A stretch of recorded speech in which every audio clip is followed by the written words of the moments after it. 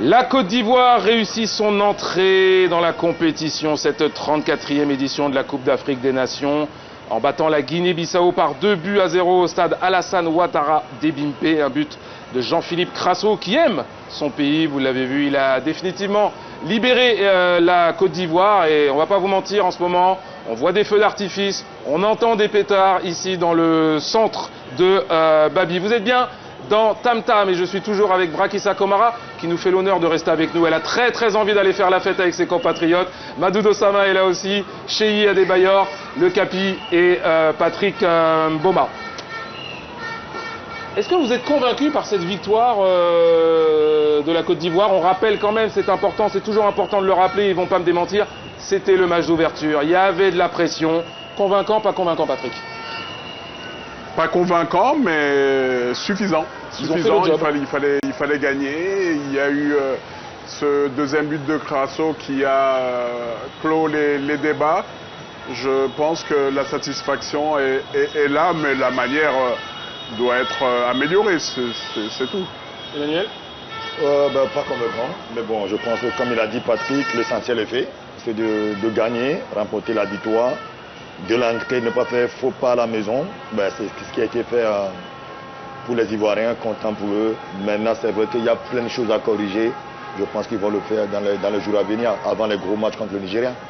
Quand on marque le premier but comme ça, on a vu la joie des Ivoiriens sur ce premier but d'entrée de jeu inscrit par Seko Fofana. Alors ça libère, on va dire, Madou, oui, vous ouvrez le score, vous êtes libéré, mais là vous êtes chez vous. C'est le match d'ouverture. Seko Fofana, c'est sa première Coupe d'Afrique des Nations. On voit la joie de ses coéquipiers, c'est un peu plus qu'un but. C'est un symbole, il l'a dit, il est venu pour ça. Pour moi, c'est un peu le libérateur.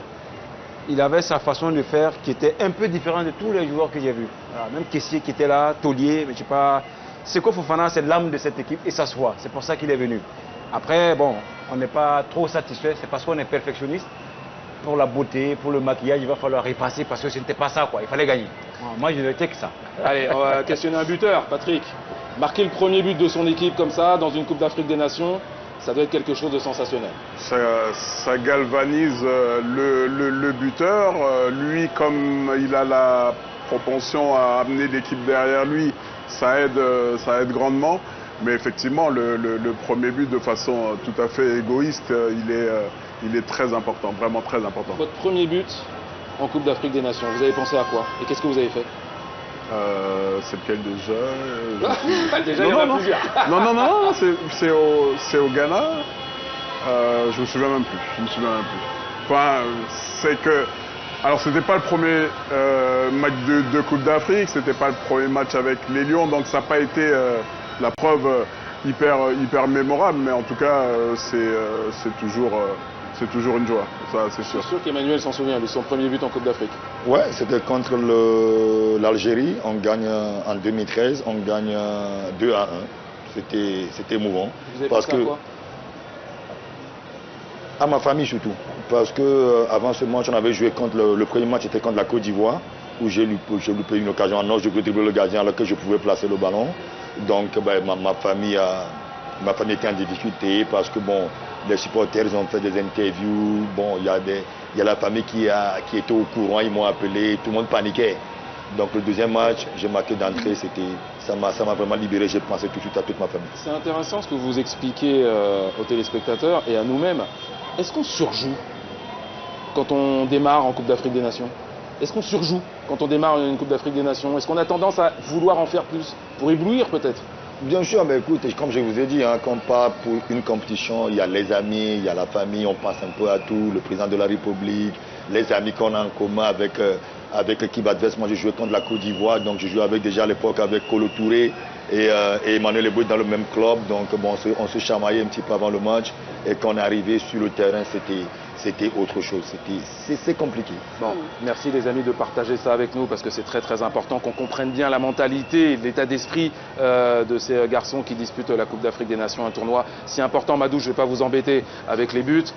Voilà, je suis quand même quelqu'un de sympa, voilà, c'est dit. Allez, il y a également un deuxième but dans ce match, deuxième but ivoirien. À la 58e minute, but de Jean-Philippe Crasso, effectivement. Alors on peut regarder cette action, hop, et attention. Un exploit, exploit personnel. Exploit personnel, oui, mais bon. Moi, je pense que le défenseur, c'est Sangaté, il est impliqué. Sangaré. Un peu effacé quand même Crasso, on l'a dit dans la première mi-temps. Et là, finalement, ça l'a libéré, ça l'a sauvé. Voilà, il a eu besoin quand même de s'affirmer. Moi, je pense qu'il a eu le mérite de ne pas abandonner. Là, moi, je me disais, mais qu'est-ce qu'il fout? Et même au sol, il marque. Eux, ils ont le secret. Moi, en tant que défenseur, je n'allais pas lui donner cette occasion. Moi, j'étais prêt déjà. Si je rate ça... Et il aurait déjà plus de genoux avec vous, Amadou. Je peux retourner. Je suis capable de prendre un carton, mais je ne laisse pas marquer ce but, quoi. Mais bon.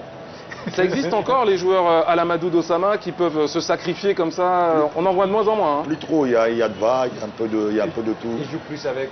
tout le monde joue avec la tête, bien sûr. Posé, ça c'est notre époque. Moi, je ne m'imagine pas un seul moment que moi, j'ai pu jouer comme ça. C'est pas possible. Alors, on va revenir sur la technique de Jean-Philippe Crasso. On a vu la célébration, elle est plutôt bien réussie. Un petit peu mieux que le geste technique, Patrick. Non, je suis pas d'accord. C'est sûr que Sanganté s'est un peu perdu, comme le disait Madou, sur cette action. Mais ce qu'il faut voir, c'est qu'il va vraiment voler d'abord le ballon, un petit sombrero. Derrière, il se l'emmène dans le bon sens. Sanganté ne veut et ne peut pas faire faute. Et derrière, il s'arrache en taclant. Il reprend ce ballon de voler. Moi, je pense que c'est très bien joué. Je pense qu'un Didier Drogba est satisfait de voir son petit frère marquer un but comme ça. On imagine, mais c'est vrai que, en le regardant, je vais être honnête avec vous, je me suis dit, ça me rappelle un but. Dennis Bergkamp, mais là c'est un peu Dennis Bergkamp. Qu'est-ce que vous en pensez, Emmanuel? Vous avez joué avec Dennis Bergkamp en plus à Arsenal. Ouais, j'ai eu la chance de le côtoyer pendant 6 mois. Première année quand je suis arrivé à Arsenal. Un joueur côté technicité très très fort, très à l'aise avec le ballon. C'est vrai que bon, on peut le comparer, mais l'autre est beaucoup plus fort. Mais comme il a dit Patrick, le plus important c'est de voler le ballon. Quand il vole le ballon ne vient pas dans sa course. Il ramène le ballon. Et à la fin, on se dit, écoute, le plus important c'est de toucher le ballon et le cadrer. Il a cadré le ballon, franchement, beau but de sa part. En premier temps, il n'était pas présent, il n'était pas très fort. Mais marquer ce but, le plus important, c'est qu'il est attaquant. On va parler des stats après. Il a marqué son but, il a fait, pour l'instant, premier match à la CAN. Premier pari gagné pour lui. Finalement, oui, le sélectionneur des éléphants, Jean-Louis Gasset, se disait prêt à relever le défi. On peut dire que son pari a été réussi pour le coup là. Bah, le défi, je pense que c'est pour la Côte d'Ivoire de gagner la coupe. Premier match contre Guinée-Bissau. C'était plutôt réussir ce premier match parce qu'ils étaient sous pression. Seko Fofana l'a dit, il ne dormait pas. Ça, je comprends. Et nous, on sait ce que ça veut dire. Hein. C'est pas qu'il ne veut pas dormir. Hein. C'était là tu te réveilles, tu ne peux plus dormir. Tu ne peux plus, c'est impossible. Moi, j'ai jamais joué une Coupe d'Afrique chez moi au Togo. J'ai joué au Mali, j'ai joué au Gabon, mais tu dors, tu t'endors à 23h minute, tu te réveilles à 2h, c'est fini. Tu dors plus. Tu es debout jusqu'à... Et en plus, maintenant, en Côte d'Ivoire. Là, ils sont libérés, quoi. Ouais, j'imagine, ouais. Là, il va pouvoir bien dormir ce soir. Et la pression sonore se fait de plus en plus forte. Vous l'entendez sans doute dans vos téléviseurs. La Côte d'Ivoire est en fête, hein, donc on en profite aussi. On a abordé Seko Fofana, c'est incontestablement l'homme du match. Hein, on va revoir ce qu'il a fait. C'est lui qui a mis la Côte d'Ivoire sur orbite. Et on rappelle, c'est une histoire pas simple avec la sélection. Il jouait gros lui aussi, Seko Fofana, Emmanuel. Ouais, ben, il ne faut pas oublier, il y avait un peu de polémique autour de lui aussi. Hein. Bon, depuis qu'ils n'ont pas sélectionné Lutfi Zaha, un petit frère, lui aussi, bon, les Ivoiriens l'ont un peu critiqué pour qu'elle n'ait pas venu tôt en sélection. Maintenant, il a pris la décision de venir en sélection. Je pense qu'il a beaucoup de choses à prouver à son pays, à montrer à son pays comme quoi. Et lui-même, il a dit hein, qu'il est content, qu'il n'a pas pu dormir la nuit, qu'il a été libéré par ce but. Et je pense qu'il n'a pas été libéré seul, il a libéré toute une nation. Et ça, je suis très content pour lui. De toute façon, c'est un joueur que moi, j'ai eu la chance de regarder un peu. Déjà, à l'époque, quand je jouais à Lens, l'année dernière, il était, franchement, c'est un joueur que j'ai toujours aimé. Il me fait penser un peu à son grand frère Yaya Touré. Moi, je pense qu'il faut rappeler quand même que fin 2021, il était à Lens, ça se passait très bien pour lui et il avait décliné la sélection. Il avait communiqué et dit qu'il ne voulait pas aller à la sélection, qui était en campagne pour la Coupe du Monde. Bon, malheureusement, ils avaient le Cameroun sur leur parcours. Donc il avait senti que le Cameroun allait les éliminer, donc il ne s'est pas mouillé, il a refusé la sélection. Mais non, mais blague à part, il les a laissés en plan. Donc son retour se devait être probant. Je pense qu'il peut, sur cette prestation, se faire pardonner. Et c'est vrai qu'on l'a entendu en interview, on va la réécouter. Si on peut, Seko Fofana, le football c'est de l'émotion, hein, vous l'avez dit, vous le savez tous, et c'est vrai, c'est cette histoire de on n'arrive pas à dormir. Il a reçu son trophée, et il y avait beaucoup d'émotions dans sa voix au héros ivoirien. Je pense que le plus important a été fait. Vous savez, c'est compliqué quand on est pays organisateur. Il y a beaucoup d'adrénaline, beaucoup de pression aussi. Mais je pense qu'on a bien débuté le match en marquant ce but. Mais après, voilà, on a voulu être attentif. On a voulu peut-être être un peu dans la préparation. Et voilà, parfois, ils ont eu quelques prises de confiance. Il y a eu aussi beaucoup d'erreurs techniques. Mais voilà, c'est normal, c'est un premier match. Tout ne pouvait pas être parfait. Et tant mieux, j'ai envie de dire, parce qu'on va pouvoir corriger des choses et revenir plus fort dans la compétition parce qu'elle va être longue. Quel joueur ce Seko Fofana qui a libéré son pays. Bon, il y avait des absents, hein, Haller, Dingra. Est-ce que c'est Seko Fofana la nouvelle star? On va y aller. On y va avec les gros sabots là. Pour ma part, la star c'est Haller. Mais maintenant, il faut déjà qu'il joue et ensuite qu'il fasse ce qu'on attend de lui, marquer des buts. Sur ce 11, oui, c'est Seko Fofana. Pour moi, Fofana a été séduisant. Ça m'étonnerait qu'Haller prenne le dessus. Non, vas-y. Parce que Crasso, c'est lui qui a marqué, il n'a pas été beaucoup servi. Alors que lui, je l'ai vu plus percutant et plus il a la richesse de la création du jeu que Haller. Haller, c'est un finisseur. Allez, on parle des stars, on va en rejoindre une. Basile Boli, méga star, et qui est notre envoyé spécial en direct du stade Ado. On t'écoute, Basile, tu es avec qui? Avec Salomon Kalou. Magnifique. Voilà. Puis, ouais, salut. Mais c'est le meilleur des Kalou. Donc, il va au moins analyser le match. Parce que moi, j'ai vu deux phases. Bon, j'attends maintenant, c'est voilà, ce qu'il a pensé de ce premier match. Ben, c'est le premier match abordable. Je pense qu'ils ont bien joué. Mais je les ai sentis émoussés par la préparation et aussi le stress du match d'ouverture. Je pense que c'est bien qu'ils aient gagné 2-0, comme ça ils monteront en puissance pour le match à venir contre le Nigeria et puis après contre la Guinée équatoriale. Moi, ce que j'ai vu, franchement, contre le Nigeria... Non, Aurier, tu pars pas, on est en famille. Bien.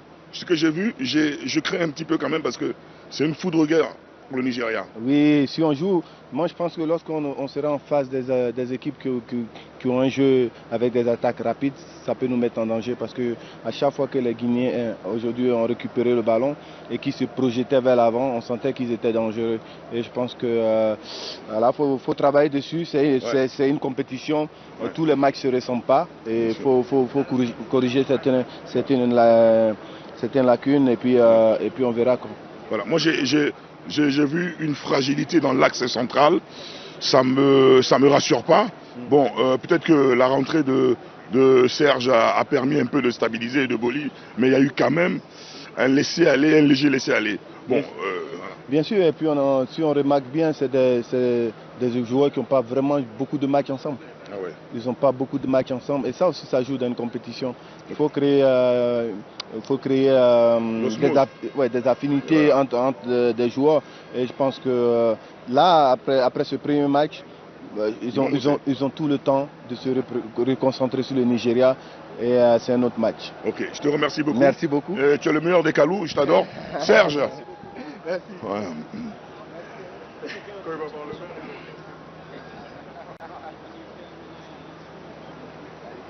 Basile Boli, super reporter. On lui a trouvé une reconversion à Basile, il est en attente. Non, j'attends. Oui, on te voit, Basile, on te voit. 30 secondes, il y a Serge Aurier. On te suit, dès voilà, qu'il est avec toi. Serge. Et je vais vous dire, Basile, je vais vous dire, j'en ai fait des zones mixtes. Voilà. Vous êtes magique, allez-y. Tu lâches avec lui. Bon. Non, on est bien là. Bon, voilà. Serge, match entrée, il y a eu deux phases. La première, dans les 10 premières minutes, on a vu la concentration, tout le monde était en place. Et puis ça s'est effectué avec un but, deuxième rideau, frappe, etc. Et vous avez arrêté de jouer. Et vous avez arrêté de jouer, et ben, ils ont pris confiance, ils ont essayé de circuler le ballon, c'était pas une mauvaise équipe. Et en même temps, voilà, est-ce que c'est la préparation qui vous a un peu fatigué ou qu'est-ce qu'il y a? Non, je pense que la plupart de tous ceux qui sont dans cette équipe-là, il y a beaucoup de jeunes. Il y a beaucoup de jeunes. Beaucoup de jeunes, il y a beaucoup de premières cannes. Il ne faut pas que les gens l'oublient aussi, tu vois. Donc il faut prendre compte de tout ça. Je pense que la préparation elle a été bonne. Elle a été bonne. Le match avant, ce premier match où on avait dominé la Sierra Leone. Je pense qu'on est bien. On est bien ce soir, comme j'ai dit. On savait que ça allait être un match difficile. Bien sûr. Et on savait que ça allait être un match un peu spécial parce que c'est un match d'ouverture. C'est jamais facile de commencer les compétitions, surtout de la CAN. On était à la maison aussi, le public était là, un stade plein, la cérémonie. Donc voilà, petite entrée en matière, mais il faut gagner. On est là pour gagner tous les matchs. Donc ce soir, on en a gagné un. Je pense que les Ivoiriens, c'est ce qu'ils attendaient de nous. On parlera du jeu plus tard, mais en tout cas, ce soir, on est content d'avoir gagné. Moi, je suis content parce que tu es rentré, tu as pris ton brassard. Tu as stabilisé, et puis bon, voilà, on attend maintenant contre le Nigeria ce que ça va donner. Ouais, non, mais tranquille. Vous savez, c'est pas facile, on est dans une équipe. Moi, je reviens de longs mois de blessure quand même. Donc, c'est pas facile aussi de pouvoir, on va dire, à chaque fois enchaîner. Mais je suis bien, je suis bien arrivé ici. Donc voilà, je vais continuer à donner ce que je peux donner. Et puis, quand le coach aura besoin de moi, je serai disponible sans problème. Génial. En tout cas, je suis très content. Merci. Victoire quand même, parce que le foot, l'arrivée, c'est la victoire. Bien sûr. Pour gagner. Allez, bien sûr. Bonne chance. Bon courage. Voilà. Allez, à la prochaine. Merci beaucoup. Bye. David. Oui, Basile. J'ai laissé notre ami Serge qui a l'air d'être... notre ami Serge qui a l'air d'être confiant. Bon, de ce que j'ai vu moi personnellement, j'ai vu dans les 10 premières minutes la Côte d'Ivoire qui tenait vraiment son sujet avec... tous les joueurs bien placés. Il y a eu 10 minutes vraiment. Après le but, ils ont arrêté de jouer. Bon, peut-être que c'est par rapport à la préparation. C'est ce que j'ai cru entendre, mais je pense quand même qu'il va falloir revenir dans les bonnes bases parce qu'avec le Nigeria, ça ne sera pas facile. Oui, Basile, on voit que vous vous amusez, on voit que vous prenez du plaisir, c'est très bien. J'ai un ami qui veut vous parler. Tonton Basile, comment vous allez? Ouais. Comment vous allez, Sadibaya? Oh, l'idole des idoles, l'homme le plus fort, l'homme le plus beau, l'idole des idoles. Quand Adebayo arrive, il n'y a rien. En tout cas, je suis très content. Voilà. Voilà. Bon, et tu sais quoi? Tu es tellement costaud que je vais prendre l'entraîneur de l'équipe de Côte d'Ivoire en interview. Je te demande pardon. Il n'y a pas de problème. Donne-moi une minute. Je vais prendre. Voilà. Une seconde. Coach, je t'embrasse d'abord. Parce qu'une victoire, c'est quand même une victoire. Voilà. Je suis au courant. Voilà. Tu es au courant. Voilà. Ben, coach, on a vu une très belle équipe dans les 10 premières minutes. Je me suis dit, ça va cartonner. Parce que tout le monde était en place. Et puis, il y a eu l'action fantastique. Il y a eu l'action, super action. Et ça s'est retrouvé avec un but de grande classe. Voilà. Et puis après, vous avez arrêté un petit peu de jouer. Vous avez arrêté un petit peu, mais vous aviez quand même le monopole du match. C'est-à-dire que si la Côte d'Ivoire accélérait 2-3 fois, elle pouvait marquer 2-3 buts. Mais elle était un peu en retrait. C'est quoi la préparation? Ou des fois, c'est... Voilà. Il est très difficile de jouer un premier match à domicile. Je l'ai vu, je l'ai senti. Les joueurs étaient tendus, on avait essayé de dédramatiser toute la semaine. Et surtout, j'avais demandé, dès l'entame du match, de se mettre en confiance. On a fait l'entame parfaite. Super. Et c'est après le but que là, on s'est dit, bon, on essaye de mettre un second ou on conserve l'avantage. On a eu une gestion du match assez moyenne, on dira. Mais je pense que c'est dû à la pression qui régnait sur ce premier match. Exactement. Je suis de cette analyse et puis on verra maintenant avec les gros morceaux comme le Nigeria. Bien sûr. Un match ne se ressemble pas. Les matchs ne se ressemblent pas, mais on les joue pour les gagner évidemment. En tout cas, je te souhaite bonne chance pour tout. Et surtout, il faut aller au bout, quoi. Merci, Voilà. merci beaucoup. Ciao. David, là j'ai un autre Auxerrois là. Oh, Basile J'ai un un Auxerrois. TV, pas... Ouais. C'est Boli TV ce soir, on vous suit, on vous suit. Non mais je t'appelle David. Non, s'il te plaît, j'ai mon dernier client, s'il te plaît. Basile, vous êtes ici chez vous. Voilà, attends, 30 secondes, ouais. Sébastien, viens, je me fais engueuler par David là. Je me fais engueuler par David parce que tu viens pas. Et toi bien, il m'engueule. Bon, premièrement, c'est un ex-Auxerrois. Et il a marqué beaucoup de buts en jeune à Auxerre. Bon, là, je ne l'ai pas vu sur le terrain aujourd'hui. Il va nous expliquer pourquoi. Tout le monde. La plupart des gens que j'ai été blessé à la cheville, le dernier match, il restait peut-être 5 minutes. Donc on est sur la voie de la récupération. On arrive lentement mais sûrement. Donc si une date, on va rester un peu. On va faire des surprises. Tant mieux. On donne pas de date. Voilà, je suis content que tu sois aussi confiant et en espérant que tu vas participer à peut-être à la première phase ou à la deuxième phase parce que tu as eu une blessure un peu chaude, quoi. Voilà. Ouais, c'est un peu. On va dire que c'était un peu relou, mais bon. Le plus important, c'est d'y croire. Aujourd'hui, les gars, ils ont fait le taf. Et voilà, je travaille tous les jours pour pouvoir participer à tout ça. Et on verra comment ça se passe. Très bien. Bon, je vais laisser l'antenne à Adebayor et à sa bande là-bas. Bonjour aux Auxerrois. Bonjour aux Auxerrois. Lui, au moins, tu vois. Allez, chef Adebayor, je suis au garde à vous. Et je vous laisse l'antenne, les gars. Merci David. Vous êtes fantastique. Un grand merci, Basile. C'est quasiment vos débuts d'intervieweur. Vous êtes le meilleur. Je vous décerne le titre de meilleur intervieweur de la CAN. Vous nous avez régalé. Et à très très vite. Vraiment à très très vite. Et merci beaucoup. Merci beaucoup, Basile. Allez, t'entends Basile, à tout à l'heure. Ciao. Au revoir. Et on remercie aussi Anthony Plat qui était avec Basile Boli dans les couloirs du stade ado des Bimpe pour nous ramener ces belles interviews. Il a été bon, le Basile. Ah, elle était magnifique. Il m'a bluffé là. C'était frais, c'était... Oscar. Voilà, l'Oscar direct. Ah, ça c'est tonton Basile, Oscar direct. Il est amusant, il est on s'est régalé. On sent c'est le patron. Hein. Ouais, c'est lui le boss. Il les appelle, il a fait que des leaders et le coach. Hein. Il est pas en compliqué. plus, très bon choix, très bon casting. Meilleur réalisateur. Et toi, viens, attends. Ça c'est Basile. Il a été exceptionnel, Allez, à présent, on va aller voir aussi l'ambiance qu'il y a allant au côté, je crois, dans un maquis, du côté de Blocos, un quartier d'Abidjan. Voir quelle a été l'ambiance durant le match. C'est un sujet donc de nos envoyés spéciaux, Tré, Félix et Saint-Séverin.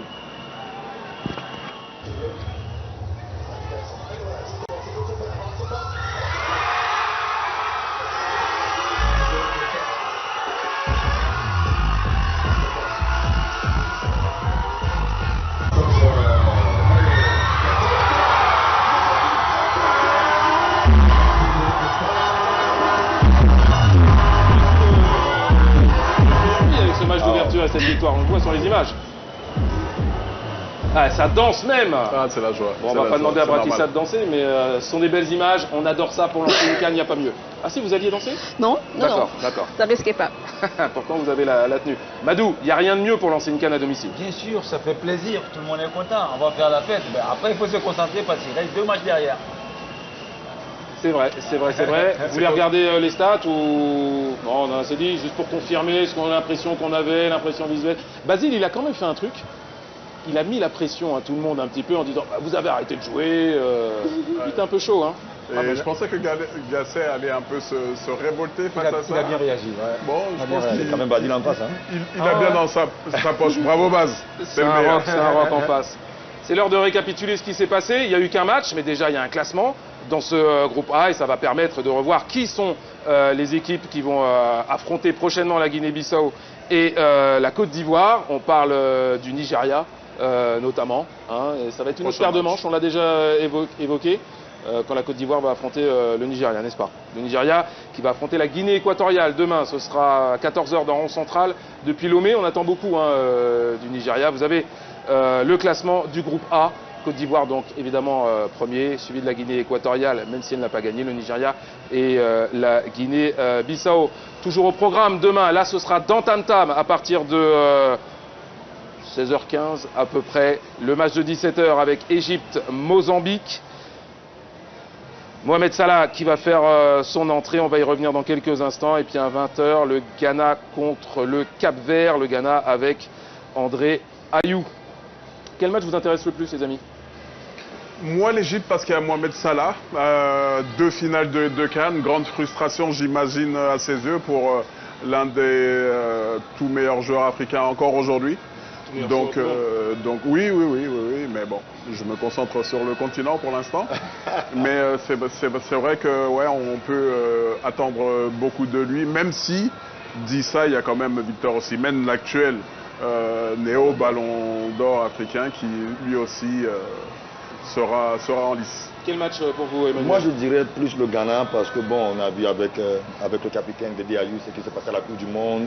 Avec son public, il a mis de se racheter parce que bon, la Coupe du Monde, ça ne s'est pas très bien passé. Il a loupé un penalty.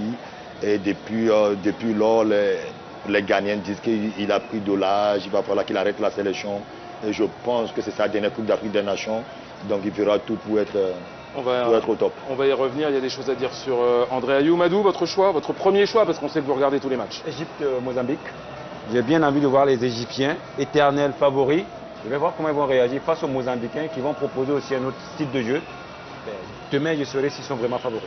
Alors on s'intéresse quelques instants à Victor Osimhen, c'est le meilleur joueur continental, c'est comme ça qu'il a été désigné au CAF Awards, comme l'a dit Patrick. Il sera à Ebimpe demain au Stade Ado pour affronter la Guinée équatoriale. Il est très attendu, c'est ce que nous explique Harold Mendy. Victor Osimhen attendu pour sa deuxième participation à la Coupe d'Afrique des Nations. Meilleur buteur des éliminatoires de la CAN avec 7 réalisations, le footballeur africain de l'année 2023 doit continuer de porter le Nigeria en Côte d'Ivoire. Les Super Eagles sont privés de Victor Boniface et Sadiq Oumar qui sont blessés et forfaits pour le tournoi continental. Osimhen doit continuer sa bonne année 2023. Meilleur buteur de Serie A avec 26 buts, il permet à Naples de remporter un 3e championnat historique attendu depuis 1990. Son titre de roi d'Afrique décerné par la CAF est le premier reçu par un international nigérian depuis Nwankwo Kanu en 1999. Absent à la CAN 2021 en raison d'une blessure, Victor Osimhen doit diriger le Nigeria qui n'a pas remporté la compétition depuis 2013.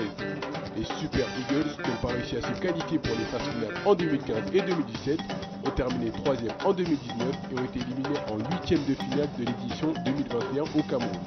Pour cette CAN, le Nigeria est dans le groupe A avec la Côte d'Ivoire, pays hôte, la Guinée-Bissau et la Guinée équatoriale. L'attaquant du Napoli va participer à sa première Coupe d'Afrique des Nations avec un gros statut et compte répondre aux attentes pour le premier match contre la Guinée équatoriale. Le meilleur joueur africain, Victor Osimhen, c'est sa Coupe d'Afrique des Nations, Emmanuel Adebayor. Bah oui, je pense que bon, il a fait une saison magnifique avec Naples l'année passée. Il a gagné le championnat Scudetto qui n'est pas donné à n'importe qui, finit en plus meilleur buteur de ce championnat-là. Donc je pense qu'il a été couronné il n'y a pas longtemps, meilleur joueur d'Afrique.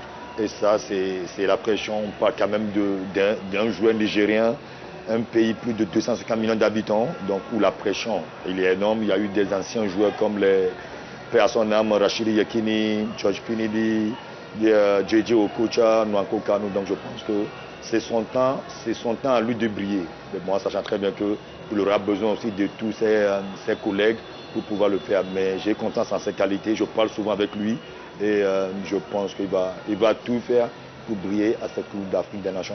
Un autre aussi, j'allais dire simplement, qui risque d'avoir la pression demain, c'est l'Égyptien, donc Mohamed Salah, on l'avait évoqué tout à l'heure, qui participe à ça, qui a fait déjà 4 CAN sans remporter le titre suprême, pardon. On espère vraiment que la CAN leur sera peut-être favorable et qu'il pourra mettre fin à cette malédiction. Dans les légendes égyptiennes, je pense que bon, l'Égypte a quand même remporté la Coupe d'Afrique, je ne sais pas combien de fois. Donc pour que lui puisse rentrer dedans, il va falloir qu'il remporte, je pense, la CAN avec l'Égypte. Il a gagné beaucoup de choses avec Liverpool, mais pour l'instant avec l'Égypte, il a encore rien gagné et ça c'est pas bon. À condition qu'il ne croise pas le Sénégal. Moi je pense que pour lui il s'agit d'une satisfaction personnelle. C'est de loin aujourd'hui la plus grande star en Égypte. Allez regarder comment il est important sur les réseaux sociaux, dans la presse, il est omniprésent. Donc c'est pas tant de donner la CAN à l'Égypte qui est la recordman avec cette victoire. Je pense que c'est pour lui-même aller chercher un titre que sa carrière fait qu'il mérite certainement de gagner. Autre grand joueur demain aussi, il s'agit de André Ayew qui sera de la partie et qui tentera, entre guillemets, de battre un record. Rigobert Song. Voilà, on y est. Effectivement, le fameux record donc, de Rigobert Song et d'Ahmed Hassan aussi, l'Égyptien. S'il joue en tout cas les 3 matchs de poule, là, il pourra effectivement battre ce fameux record de participation à la CAN. Les records sont faits pour être battus, on va lui souhaiter de pouvoir les faire. Et autre petit record aussi, s'il marque au cours de cette CAN, eh bien sachez qu'il sera donc le seul joueur à avoir marqué durant 7 CAN différentes. Voilà. C'est vrai qu'il a fait une carrière magnifique, mais quand on le voit par rapport à son nom, le nom de son papa, qui avait dit Pelé, c'est difficile à apaiser ou à poser quelque part parce que son père avait déjà tout fait, a gagné la Champions League avec Basile Boli, avec Marseille. Donc 4 titres de meilleur joueur africain pour son papa. Combien 4 titres de meilleur. Oui, c'est 4 ballons d'or, ben oui, c'est quand on parle des ballons d'or africains, quand on parle des légendes africaines, voilà les vrais joueurs.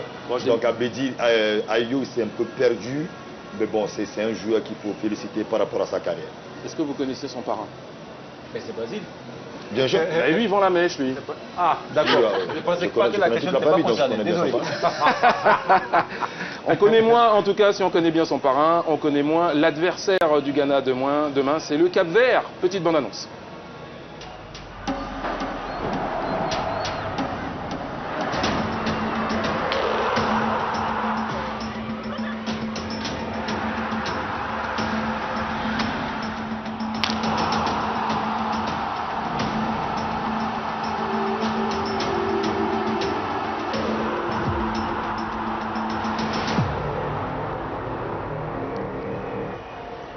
André Ayew et le Ghana au rendez-vous demain soir face au Cap-Vert. Le Cap-Vert, une équipe qui fait peur?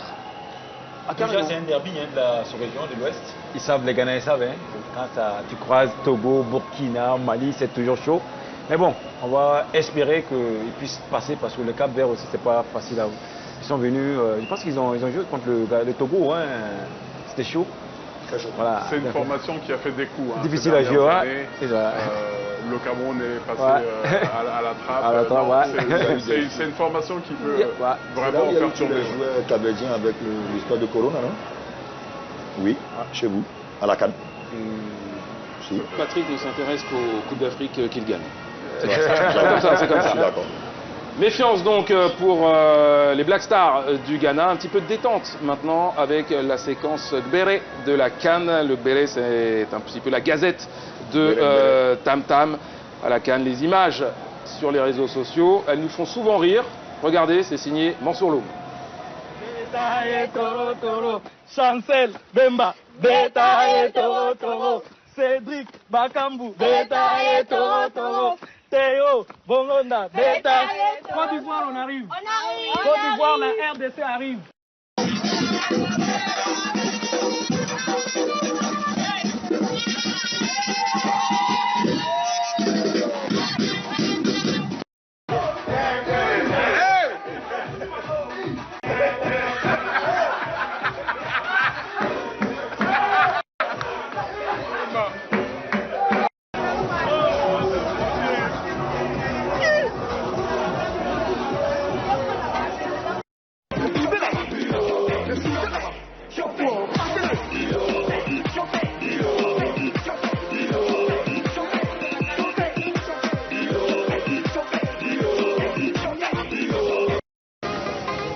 Marcheurs Conakry à Abidjan. On a fait 1637 kilos en 50 jours pour venir vous supporter. Nous savons que vous êtes les meilleurs et Inch'Allah on partira à Conakry avec la coupe. Moi c'est Mamadou Kadjali Oubari, lui c'est Mohamed Lamine Soare, Abokar Kamara. Au départ on était 7, 4 se sont retournés à Conakry et nous là on a continué. Tous on était tombés malades, on a pris des produits, on a continué la marche. Tu peux voir mon pied, l'ongle là est parti et puis tu vois l'ampoule. Tu vois en bas, tout ça c'est pour venir vous montrer combien de fois on aime l'équipe nationale. Donc nous voulons la coupe. C'est en train de compter. Vous aussi vous devez vous dépasser sur le terrain pour nous envoyer la coupe. On a fait ça. Si les supporters sont capables de marcher 1637 km, pour vous, vous aussi, vous devez vous dépasser sur le terrain, vraiment pour tout faire pour envoyer la coupe. Inch'Allah.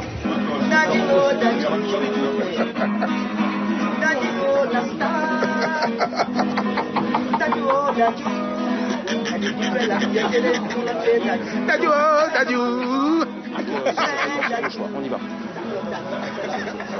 Luc Béret, vous le retrouverez tous les soirs dans Tam Tam. On espère que vous avez rigolé autant que nous ici sur le plateau. Je peux vous garantir qu'on a bien rigolé. Et surtout, vous avez eu le privilège d'apercevoir le panel des danses pratiquées par Emmanuel Adebayor. Cheyy. C'est votre entraînement, ça, en fait, ce qu'on a vu. Non, mais c'est vrai que moi, j'ai toujours aimé danser depuis tout petit. Donc, quand je vois les supporters, même voilà pourquoi à l'époque, quand on jouait, l'année où on était qualifié pour la Coupe du Monde, tout le Togo m'appelait Fouka Fouka. Quand je marquais, j'allais vers les supporters, je dansais. Donc, c'était la danse ivoirienne à l'époque. Fouka Fouka, le temps de paix à son âme, Douk Saga. Donc, moi, tout ce qui est la danse et la musique, je suis omniprésent. On sait chez qui frapper. Madou Dossama, vous avez été particulièrement marqué par le nombre de kilomètres parcourus par les supporters guinéens. C'est une performance. En fait, lui, quand je le disais, il ne croyait pas. Ils ont marché de Guinée-Conakry. Il m'a dit, mais combien de jours ils ont fait? C'est pas le plus important, ils ont marché. Et quand tu es joueur guinéen, tu entends ça, ça te fait réfléchir. Ah oui. Donc ça m'a beaucoup marqué parce que moi, je savais que ça se faisait ailleurs, mais en Afrique, c'est la première fois que j'entends. Les supporters burkinabés à Bouaké, ils ont moins de marche à faire. C'est pas aussi loin. Je pense qu'on fait le trajet en bus. Patrick Mboma, quelle séquence vous a marqué? Bah, il m'a coupé l'herbe sous le pied avec vous savez que je suis guinéen de cœur, mon épouse, mais vraiment en fait moi je comprends pas parce qu'il y a l'avion donc. C'est comme un pèlerinage, non, un peu, non? Oui, c'est comme ça qu'on peut le voir. Alors malheureusement c'est très important pour eux, mais ça ne peut pas être important pour les joueurs s'ils ne sont pas au courant. Je pense que évidemment on va leur dire si ça n'a pas déjà été le cas et ça va les responsabiliser. Il ne faut pas qu'ils repartent à pied. Je pense qu'on va gérer leur retour. Oui. Chercher ces bons messieurs, on va gérer leur retour. Voilà, il ne peut pas repartir à pied. Attention, la canne-là sera sautée. C'est comme ça qu'on a dit, Brakissa. Oui, vous connaissez cette expression? Oui, très bien. Je connais très bien. D'ailleurs, messieurs, je vais vous remercier. On va vous remercier avec David. On vous remercie grandement. Merci d'avoir été avec nous. Nous remercions toute l'équipe technique également présente pour ce plateau exceptionnel. Et on se dit à demain pour vivre tous les matchs de la compétition. Et on se quitte avec les meilleurs moments de la journée.